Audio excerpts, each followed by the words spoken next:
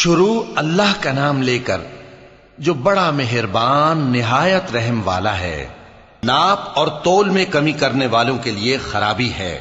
جو لوگوں سے ناپ کر لیں تو پورا لیں، اور جب ان کو ناپ کر یا تول کر دیں تو کم دیں۔ کیا یہ لوگ یہ نہیں خیال کرتے کہ اٹھائے بھی جائیں گے؟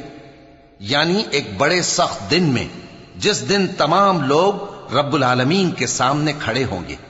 سن رکھو کہ بدکاروں کے اعمال نامے سجین میں ہوں گے، اور تم کیا جانتے ہو کہ سجین کیا چیز ہے؟ ایک دفتر ہے لکھا ہوا، اس دن جھٹلانے والوں کے لیے خرابی ہے، یعنی جو انصاف کے دن کو جھٹلاتی ہیں، اور اس کو جھٹلاتا وہی ہے جو حد سے نکل جانے والا گناہگار ہے۔ جب اس کو ہماری آیتیں سنائی جاتی ہیں تو کہتا ہے یہ تو پہلے لوگوں کے افسانے ہیں۔ ہرگز نہیں، بات یہ ہے کہ یہ جو اعمال بد کرتے ہیں ان کا ان کے دلوں پر زنگ بیٹھ گیا ہے۔ بے شک یہ لوگ اس روز اپنے پروردگار کے دیدار سے اوٹ میں ہوں گے، پھر یہ لوگ یقیناً دوزخ میں جا داخل ہوں گے۔ پھر ان سے کہا جائے گا کہ یہ وہی چیز ہے جس کو تم جھٹلاتے تھے۔ یہ بھی سن رکھو کہ نیکوکاروں کے اعمال نامے علیین میں ہوں گے۔ تم کو کیا معلوم کہ علیین کیا چیز ہے؟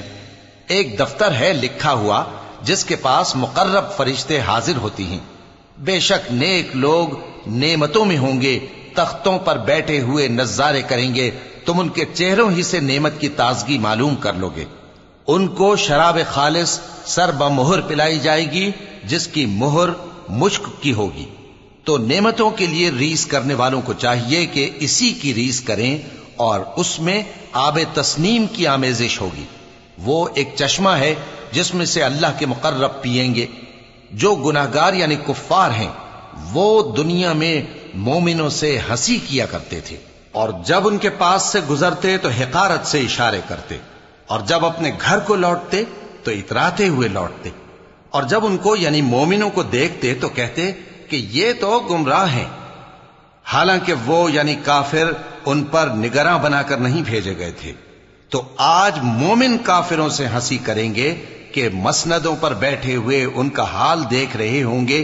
آج کافروں کو ان کے کاموں کا پورا بدلہ مل گیا نا۔